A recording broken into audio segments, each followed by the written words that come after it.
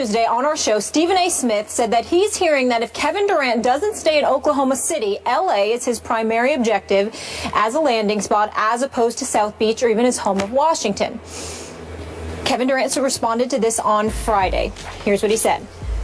I don't talk to Stephen A. Smith at all. Nobody in my family, my friends, they don't talk to Stephen A. Smith, so he's lying. If you ask me a question, I'll talk about them. But like I said before, I have people who I talk to about everything, and I know for a fact they didn't talk to him, so he's making up stories. Stephen A., waiting to hear what you had to say about this all weekend. I know a lot of people are. What's your response to this? Well, my first response, Molly, Skip, is that I'm incredibly happy that this happened on a Friday after First Take, because I will openly confess to you that had I had to come on the air that next day after reading somebody questioning my credibility and my character, I can promise you it would have been very bad. Kevin Durant is the one that's lying. I have interviewed Kevin Durant. His rookie year, I interviewed him at his home in Seattle. I interviewed him years ago when we were in Orlando for SportsCenter. I've talked to him on several occasions, literally within the last year, where we've run across one another at an arena. Or one time we saw each other at 40-40 because obviously he's being repped by Rock Nation right now, whatever the case may be. No reporting that went on in that regard. Right. Just pleasantries and things of this nature. That statement that he came out with, that was a surprise to me because I had no idea that he had any kind of problem with me whatsoever. Okay? I wasn't aware of it, so it was news to me. That's point number one. Point number two is, what it comes down to is that Kevin Durant is trying to put me in some kind of jacket or whatever the case may be. Let me be very, very clear, my brother, it does not fit. You are in no position to question my credibility whatsoever. A matter of fact, one would argue, what position are you in to question the credibility of anybody in the media, particularly when the last time we really heard you say anything of significance, it was when you were addressing the media or undressing the media in February and telling them, could y'all put up this quote for America to see, please? Here it is right there. You guys really don't know bleep. To be honest, man, I'm only here talking to y'all because I have to. So I really don't care. Y'all not my friends. Y'all going to write what you want to write. You're going to say what you want. You're going to love us one day and hate us the next. That's part of it. So I just had to learn how to deal with it. Come back to me, please. Kevin Durant said that in response to idiotic questions he felt the media was asking him about head coach Scott Brooks and his potential tenure, because Scott Brooks obviously took them to the playoffs, won over 65% of the games, was doing a fabulous job, at least in Kevin Durant's mind, so much so that the year before, Kevin Durant said, hey, I think this guy should be the coach of the year. So he deemed the questions ridiculous. That was in February. What happened in April, Skip? Scott Brooks was fired. Okay, and now Billy Donovan is coaching. So those same people that you were talking about, those same people you labeled essentially idiotic, although to your credit, you got wise and came back and apologized. Ultimately, you showed your true feelings. It's like somebody that's a bit inebriated, somebody that's really speaking their mind and their heart. And then they want to turn back and say, well, you know what, we really apologize. When you really, really didn't mean to. You just upset that the heat that came your way was something that you couldn't deal with. He also went on to say, nobody that I know really talks to him. Well, his own mother was on this show. His brother Tony is somebody that I've ran across on many occasions. And the last point that I would like to make is that if nobody speaks to me, then maybe you need to check with folks in your inner circle again and ask, why did I receive phone calls over this weekend with people telling me, let's chill this little beef that's going on. So evidently you're wrong about that too. Now let's get to the nitty gritty. And let's talk about what's really going on. I sit here today incredibly offended by the personal attack that this man has put against me.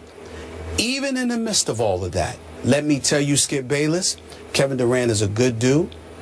His family is wonderful. He's wonderful. There's nothing negative that I have to say about this person as a human being. I am addressing what he said about me. I am not attacking Kevin Durant. As I said on my own Twitter account, in response to him, the game is better when he's playing. Sure. I consider him one of the top 2 players in the world. How many times have you sat here and heard me say, Skip Bayless, I consider him one of the best professional athletes as a person I have ever met in my life. He is that decent and that good of a young man, which is why it disappoints me that I have to sit here and address him the way that I have to address him. Because the reality is that, number one, you don't know who I talk to. Number two, if I'm so wrong, why haven't you not signed an extension with the Oklahoma City to stay for years and years to come? Is it not you that alluded to how you're willing to entertain free agency? Are you trying to tell me you're not going to consider the second largest market in the United States of America, particularly with Kobe Bryant scheduled to depart? And it's clearly a home that Russell Westbrook, who starred at UCLA, might not mind going to a year after you go, if indeed that were the case. All of these things that I said make absolute sense. At no time did I say that I spoke to Kevin Durant. At no time did I say that I spoke to people in this inner circle. I recall an individual by the name of LeBron James who wasn't speaking to anybody, but who broke the story that he was going to South Beach. Since when do I need to sit there and speak to people that you deem trustworthy individuals to find out what is going on with you? Which brings me to the issue that I unapologetically, not shy about it, and more than willing to address. Let me say this, because I know that we as reporters don't like to say this because it comes across as, you know, a bit boisterous or whatever the case may be. I'm sorry, Skip Bayless. My career spans 20 plus years. How many reporters do you know has broken as many stories as I have? All of these folks that want to talk about me, Washington Post picking up the story, USA Today picking up reputable publications. I'm not calling out anybody. I'm just addressing people who are willing to call me out. Are we willing to put my resume up against the people who talk about me? I welcome that. I know it's not popular to say, but this thought process that says, hey, well, you know what? He's just somebody who runs his mouth. I don't show up at NBA arenas. I'm not on the road. I'm not inside of those locker rooms. And more importantly, what I would like to ask Kevin Durant and some of the brothers who talk behind my back in the NBA that probably put him up to something stupid like this, let me ask a question. Do you really want me to come out of this seat and go back on the scene? Do you really want to see me in an NBA arena? Because I can assure you I find out more in 10 minutes than I can get from 50 phone calls. I have proven it. Now, we can sit up here, we can debate all day long till the cows come home. I am a black man on national television with a big mouth. And I will still stand up here today and I will put my resume spanning 22 plus years up against anybody in this industry. We really want to go here? We really want to start something with me? You sure about that? I just want people to think about that, because what I'm saying is this. How many times, Skip Bayless, have you seen me over the years sit here and say to me, we ain't getting into people's personal life. We ain't going there. We ain't touching. We just talk about their game. Russell Westbrook is a great guy. LeBron James is a role model extraordinaire. Kobe Bryant has overcome a lot of things. He's one of the greatest professional athletes I've ever seen. I don't just love Kobe, I revere him, regardless of how he feels about me at this moment in time, because he didn't like what folks were saying about the whole LaMarcus Aldridge fiasco. Is there anything else that I can say about Dwayne Wade, about how great of a person that I think he is? Steph Curry, you know, Chris Paul, the list goes on and on and on. But the level of sensitivity that Charles Barkley and so many others have alluded to is growing quite alarming. Because somehow, some way, everything is personalized. And it's got to the point where it's utterly ridiculous. Kevin Durant is the last person on earth that should be going off on the media like that. Not that he's done anything wrong, because the guy is a great person. And I still stand here and say that at this moment in time, the NBA is better when Kevin Durant is around. Okay. He's philanthropic, his charitable donations, American Red Cross, the list goes on and on. He's a phenomenal person, not just a player. But the guy and the sensitivity that these guys display The way they are on attack, somebody needs to tell them, it's time you pump the brakes. We don't have to talk to you to talk about you. You want to start something, that's just not the wise thing to do, especially when you have no validity. I am going to repeat. I said, if Kevin Durant decides to leave OKC, I'm hearing that LA is a prime spot that he is considering. Not to say he's not considering DC, Miami, New York, or whatever. That's what I heard. I'm not lying. If I were wrong, Kevin Durant would have signed his extension with OKC. Okay? You being represented by Rock Nation. I know these boys. They're not small timers. They don't want Kevin Durant just because his name. They want him because this brother's going to do big things, and they're going to see to it that he's going to do big things. Are you trying to tell me these large markets are not a consideration? I said nothing offensive about him.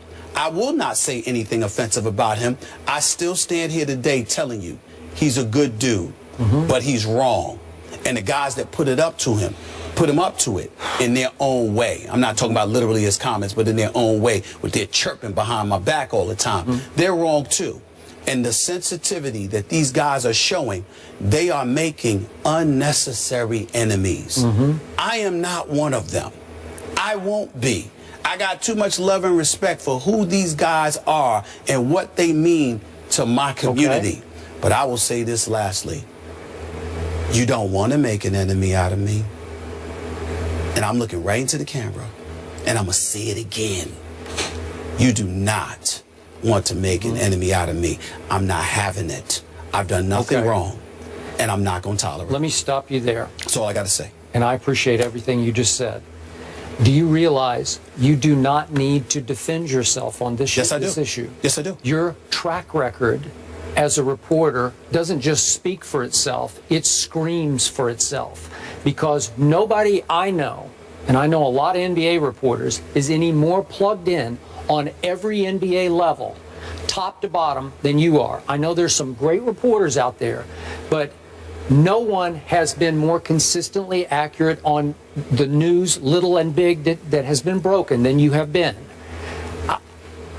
I hang my hat every day on your reporting on this show. I value it, I cherish it, and it hurts me to watch you have to defend it because of what one immature, wrong-headed superstar continues to do. This has been a pattern, as you pointed out, a pattern of behavior by Kevin Durant. Now, let me frame it for you a little bit. This is the way I see it from the outside looking in.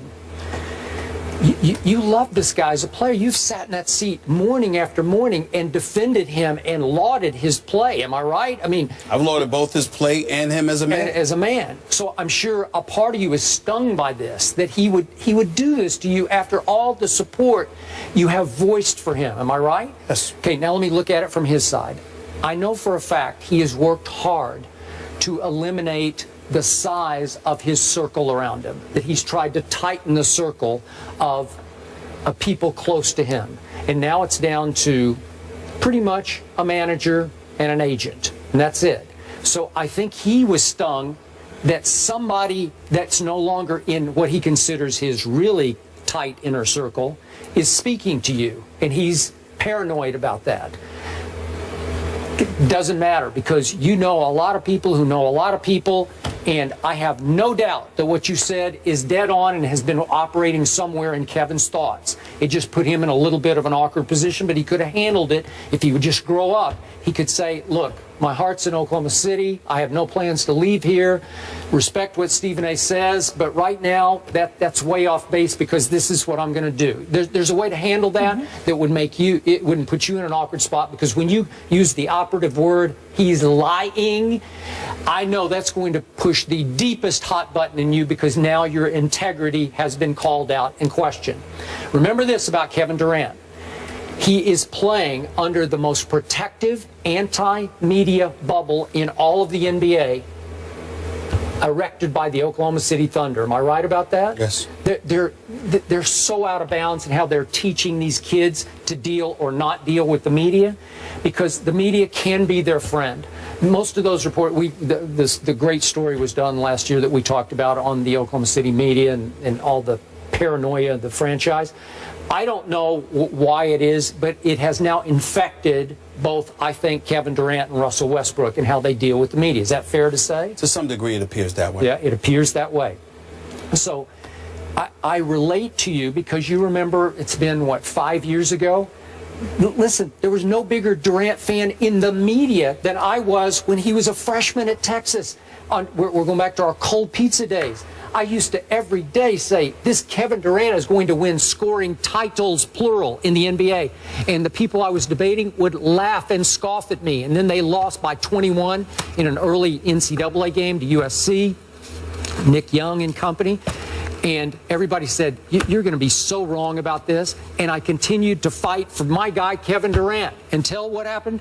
He turned on me as soon as I started criticizing his buddy Russell Westbrook for shooting a lot of Kevin shots. What did he tell the Oklahoma City media? Skip knows nothing about basketball. And it hurt me. It hurt my heart. I told you that on air.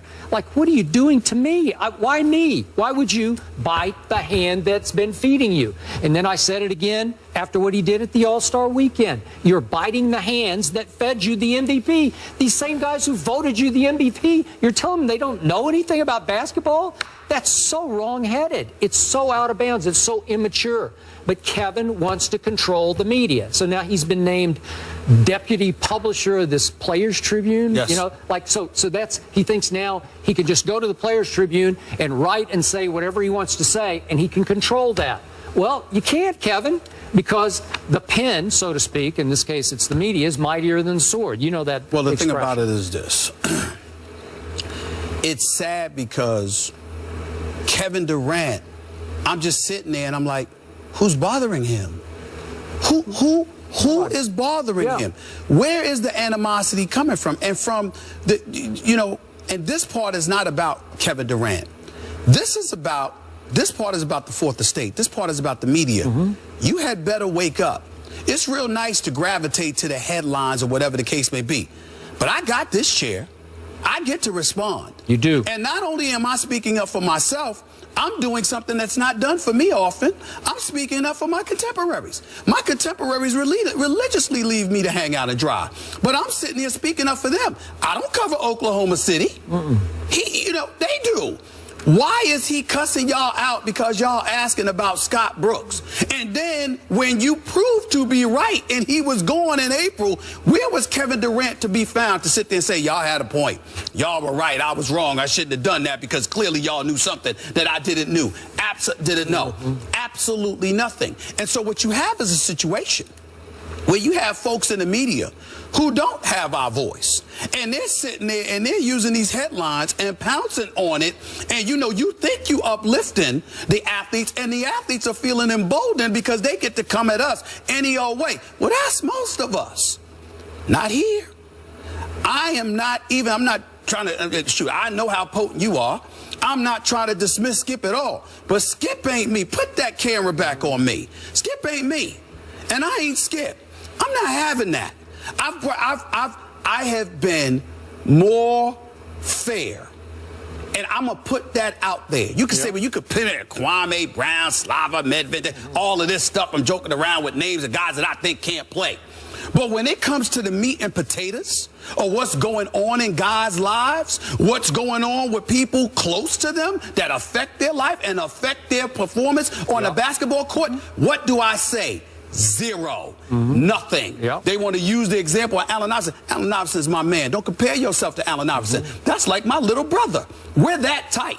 You understand? So there are things that I may have done. You might look at it as wrong, but I looked at myself as trying to help him. And now we're as thick as thieves and we're as tight as ever. I love Allen Iverson in ways that I will never love most of these guys. But I respect them because I know what they mean to my community. I know what they stand for. And I know that by and large, they're even better as people than we give them credit for. But the level of sensitivity and the level of immaturity is leading you down a wrong path. And this much I can promise you. And I want to say this to Kevin Durant again. This ain't no damn jump shooting contest. This ain't me playing on a basketball court. I couldn't shine your shoes. But this is a different arena. And the one thing I can promise you, you will never have the last word. There's a level of respect that I have continuously showed, and I will continue to show it, because I know what kind of young man that dude is. But he made a mistake here, and I feel the need to call him on it. I couldn't let it go. And from now on, this implication that I don't know stuff, y'all better think twice about that, because when these NBA games come, you're going to see me at these arenas. And remember what I said to you. I can find out more in 10 minutes at a basketball arena than I can on the phone with 50 different people inside of 2 weeks.